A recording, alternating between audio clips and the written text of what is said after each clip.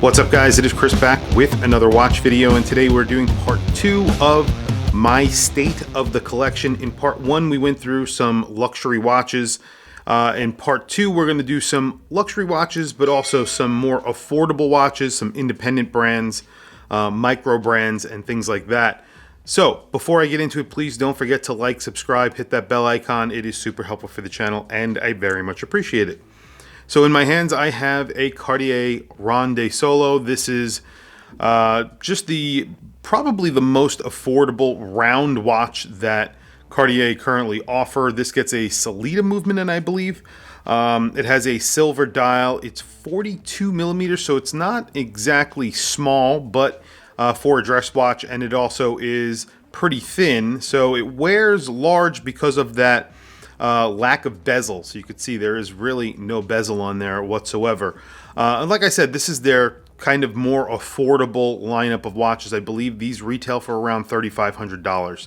And it comes on a really nice thin crocodile strap. The actual buckle method here is terrible. It's really hard to actually use, I would say. One of the worst that I've seen on any watch. And you can see you actually have to fold down the strap. This is something that Cartier does. I hate it, actually. My wife wears this watch all the time. I really actually do not like it.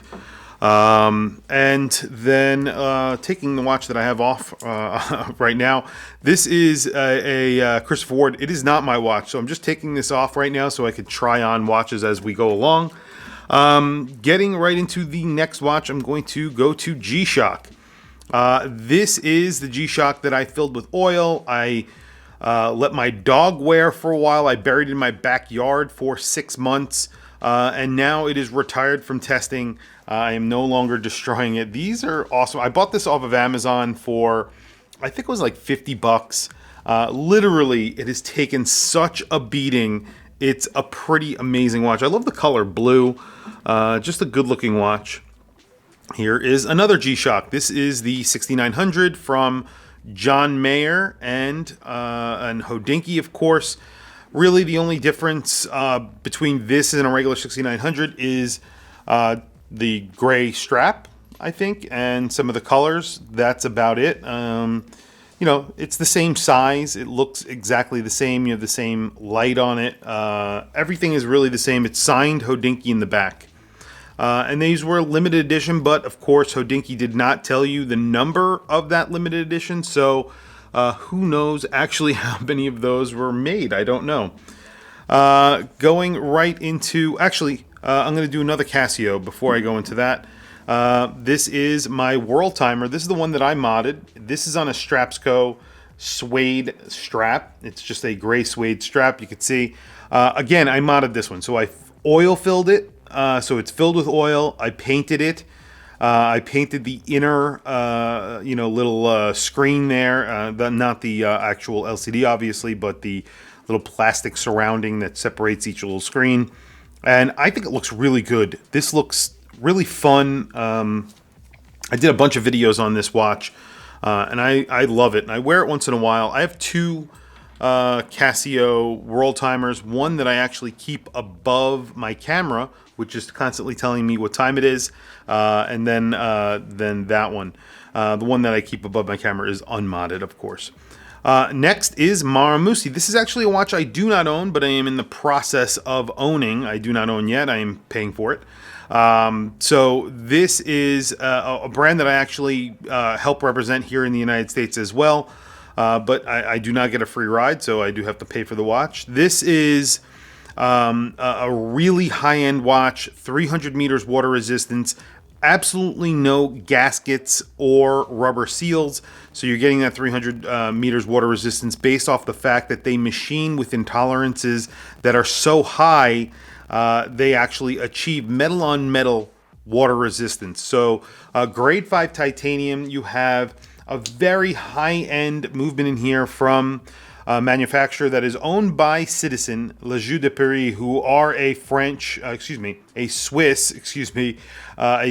manufacturer, and essentially this is Swiss crafted. So the way that they describe it is that all of the parts for this watch are made within a 60-mile radius of their headquarters in Switzerland. So pretty cool when you think about it, when you think in those terms. Just a beautiful watch, and that retails for around $12,000. You can get them a little bit cheaper than that, but that's what they are. Another watch that I am in the process of purchasing, I have not yet, but I am trying to, from Bulova. This is the Accutron. Well, I say Bulova, but it is Accutron, and they are separated under the Citizen Group. What an amazing watch. Big watch. So again, 45 millimeters. That Marmusi is 44 millimeters. So this wears kind of similar to that, although it's got that the dimensions are 45 millimeters, but the lug to lug is huge on this watch, different from that Marmusi, because you could see it does not fold down. So the strap is really just jutting out here, and it wears, the lug to lug wears very, very large on this watch. Can't even really get a reading on the lug to lug. You need to have a sizable wrist, or not a sizable wrist. You have to have at least a 7-inch wrist, I would say, to wear this watch. Below that, you're going to have problems. It's not going to be an easy watch to wear at all. It is a big watch. Next, one of my favorite watches of all time. This is the SBDC 061 Seiko, the Baby Marine Master 200.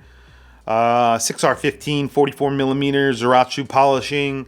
I can't say enough about this watch. It's one of the best watches that I think are in Seiko's catalog. It's one of the best dive watches. It's a reissue, sort of a vintage style Seiko from the 1960s. I can't say enough about it. I love this watch. I love wearing it. I think it's a really good looking watch, a very functional watch, obviously. Just a great watch all around. Speaking of Seikos and great Seikos, here is my SKX 009. This is the one that I have really put through the ringer. I did a ton of different tests on it through my Killing the SKX videos. 42 millimeters. These still retail, or you could buy them on Amazon for around $400, which is kind of expensive for an SKX, but you're getting this amazing, really incredible watch. It does have the 7 movement, the 7R movement, I believe, and I think it's a 7S or 7R, 7S.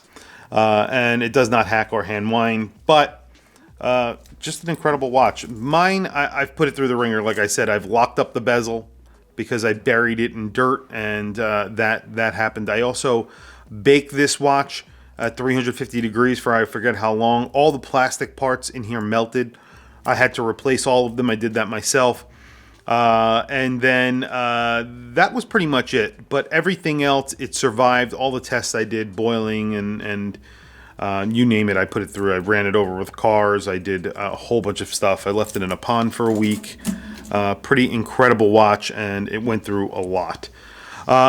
Probably my most recent addition is this, the LMM H01 from Hodinki. This is a limited edition Hodinki / Merci. Merci are a French manufacturer of watches and also just home goods, really.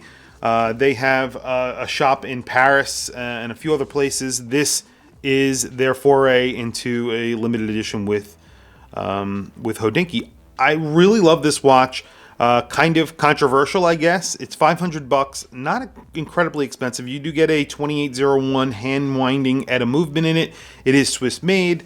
It has a lot of Hodinki flair, if you like that. I actually do. I really like the colors that they chose on this watch. I think it looks fantastic. Nice and thin, but again, limited to 1500. They actually gave you the numbers that it was limited to, which is pretty rare for Hodinki. So that I really like. I think it's a great watch. Honestly, it's a watch that is definitely worth that $500. It's definitely my pick of the field watch of the year for me.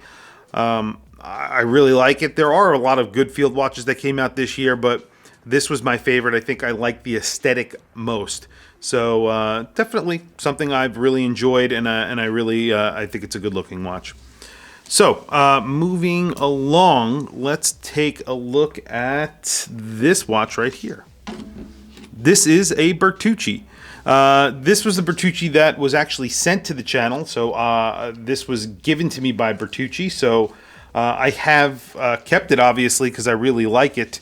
It is a very big, very, very chunky watch. Tritium tubes. You have lume on here as well, Super Luminova. Just a really robust, big, strong, tough watch. 44 millimeters or 45 millimeters lug to lug. You have that crown there at the 4 o'clock. Just a solid piece of watch, and this strap is like no joke. It's just a real big, chunky, no joke watch. I really, really enjoy it. I think it's a really good looking watch, and it's a very heavy watch. Then next we have Ezza. This is the 1979, I believe it's called, or 1972. I don't remember now. But this is a remake of their dive watch. So Ezza were a manufacturer of watches, but not only watches, but movements. They were actually a pretty substantial watchmaker, and then they fell out of business during the quartz crisis, of course, as many watch manufacturers do. This is 39 millimeters. Just a really cool vintage watch. Awesome bezel action. They actually loomed the bezel on here as well. I haven't worn this in a while. I love this watch. It is very, very cool. Just a really good looking watch. And blue bezel, blue dial, black bezel, ceramic. They did a really good job. Made in Germany. It gets a Sellita movement, or excuse me, an ETA movement in here. This gets an ETA movement. I think it's a 2894. Just a really cool watch. Very good looking as well. Signed crown, screwed in. I think it's 200 meters water resistance. You really can't go wrong with a watch like this. Just good looking. And then next we have another watch that was actually gifted to the channel. This is the Seaplane from Far and Swit. This is the Midnight Landing, it's called. I have this on a Vario strap, and just a really fun, good-looking watch. This is sort of brown and black and blue. You know, I kind of did that here. I really love this. I love the watch, and this has a sapphire bezel, Sellita movement, really nicely made, assembled here in the United States by Luminox. So again, just a really nice watch, really affordable watch. I think these, when they're on sale, are like 500 and change. I mean, you really can't go wrong. It comes on a sort of fabric strap that that has a deployment buckle. I replaced it onto this. I think it looks really good on here. Quickly, a watch that is here for sentimental reasons. When I started collecting, when I was in my teenage years, I was probably a little bit older. I was probably around 19 when I bought this. I bought this for my father for Christmas. He really beat up watches. He wore Timex exclusively, and he really didn't have any nice watches. I wanted to buy him an automatic watch. I wanted to buy him a Swiss automatic watch. But as I mentioned in my previous video, my father was a bartender. I was attending school. I didn't really have much money either. So I wanted to buy him something nice, as I mentioned. And I wanted something with a Swiss ETA movement, and this had a Swiss ETA movement. This is an Android, and I literally bought this off of like Shop NBC or someplace like that. I liked it because of the big numerals. It's something that he would be able to see in the dark. It had a day date, just a screw down crown. It had a lot of the little specs that you would want from a watch. 200 meters water resistance. I believe it had a sapphire crystal, or has a sapphire crystal.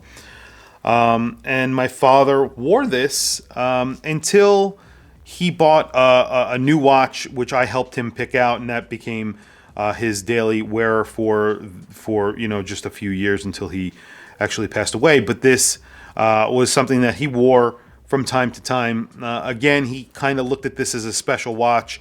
And he didn't wear it very often because he wore a Timex on a daily basis. As I mentioned, with Indiglo, it was very easy for him to see in a bar at night, like I said, because he was a bartender. So, and there you go. I mean, a sentimental watch, kind of large actually. When I think about it, it was pretty large for that time.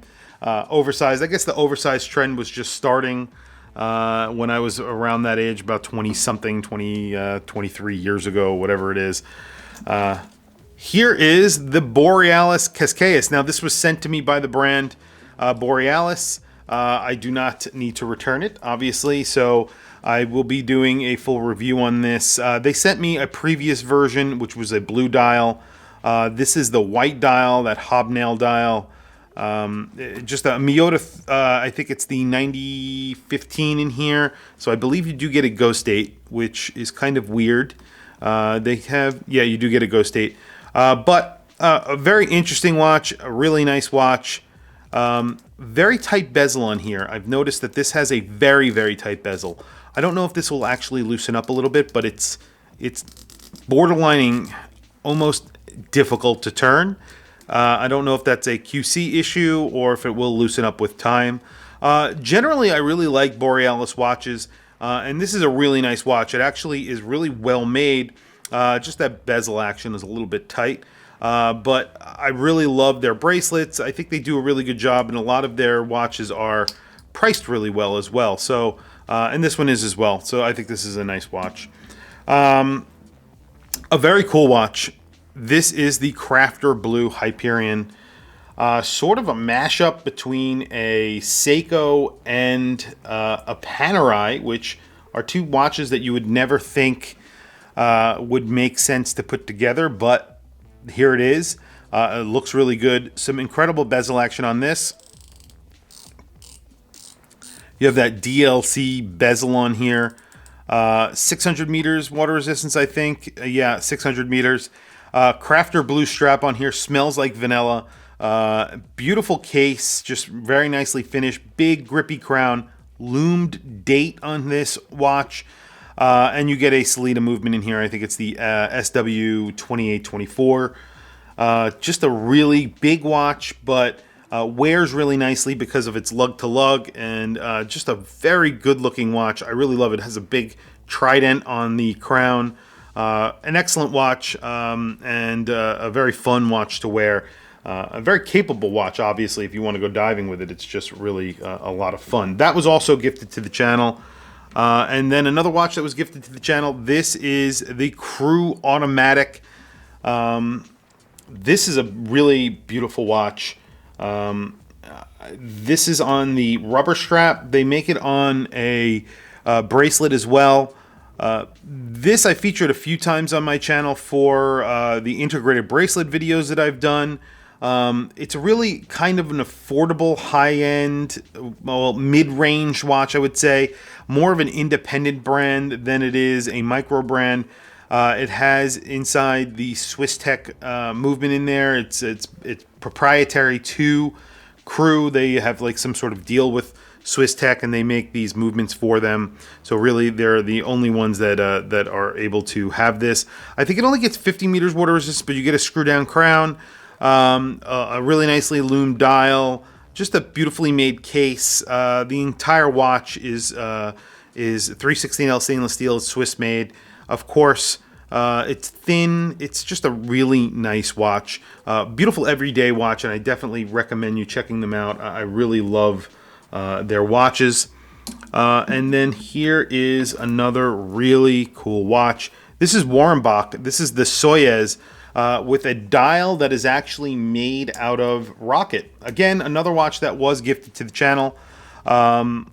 This was, I believe, when they originally put these up on their website, they were around $1,500 to $2,000. Now you could get them for around $1,000, depending on how you want it configured. This has a BTO dial, which is basically like a create your own dial. You choose your own dial for the watch, and this has the bracelet on it as well, which is really nice. Reminds me a lot of like an IWC type case. You have an inner rotating bezel, which operates the rocket countdown launch timer. Very cool. That is screwed in, and also the crown is screwed in. It's signed. You have a little bit of an engraving here, nothing too crazy. I think it's 40 millimeters. And of course, you can see the movement from the back. The movement is an STP movement. So That is from the Fossil Group. Just a good-looking watch with a really cool vibe. That dial is burnt orange. I think this was from the rocket booster, so it's burnt. It actually went to space. The case is made out of stainless steel. It has nothing to do with space, obviously. Just a really cool watch from a very cool brand who makes some really awesome watches. And they're coming out with some new watches very, very soon. They are, I believe, going to be a little bit cheaper than that. And they're doing some different movements in them as well. I'm going to do just 2 more watches, and then we'll go into part 3. And the part 3 will be a lot shorter than part 1 and part 2. So just so you guys don't have to sit around for all this time to look at all these watches. Of course, if you enjoy it, I appreciate you guys doing that. This is about vintage. This is their Turtle. This is the At Sea 1926. It has a sweep second movement in here. It is a mecha quartz. It has a textured dial, 40 millimeters, green dial. Just a really good looking watch. An interesting watch. I think it's around $300. They had sort of a really nice Kickstarter, not a Kickstarter, but a kickoff to releasing these, where they would send you 3 straps or 2 straps plus the bracelet for around $200, $300, excuse me. And it's just a really good watch. Really nice bezel action on it. From a very interesting Microbrand who really love watches. So they are based in, I want to say Denmark, but I could be wrong. Stockholm, actually.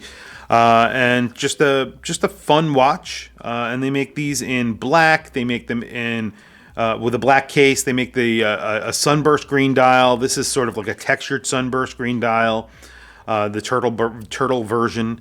Fun watch. Really good price. Just interesting. 200 meters water resistance. Another watch that was gifted to the channel, so I really do appreciate those. And then I'm going to go to the Richard Legrand. This actually just showed up, and then we'll wrap up the video. This just showed up a few days ago, and I wanted to include it in this video. A watch that definitely I'll be keeping. I think it's a very, very good looking watch. And at a very good price. I was about to say a good looking price. It is a good looking price, actually. Really nicely made. I think they're taking aim at brands like Zelos when they're making watches like this. It gets a Miyota 9039. It's really nice. It's thin. It has a beautiful bezel on here. I believe it is sapphire. And just a very nice watch. And the bezel action is really good.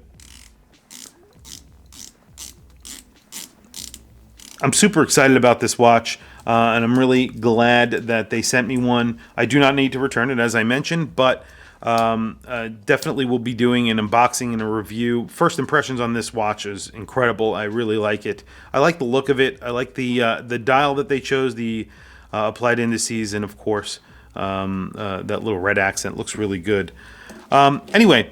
So I'm going to wrap it up here. We're going to do another video. We're going to do another video with a bunch of other watches. Most of those watches are going to be Microbrands. I've lent out a few of my watches, so I haven't gotten them back yet. So I'm hoping to get those back. I lent them out to my pal Rock the Watch for part 3. So I may wait a little while to release part 3. He has my Zeloses. He has my Notice. And a few other watches, so I want to wait a little while to do that one, and then I will check back with you guys on my part 3 and completion of my state of the collection. Anyway, thank you for logging on, and please don't forget to like, subscribe, hit that bell icon. Please also follow me on Instagram. My Instagram is Watchchris Blog, and I'll catch you guys in the next video.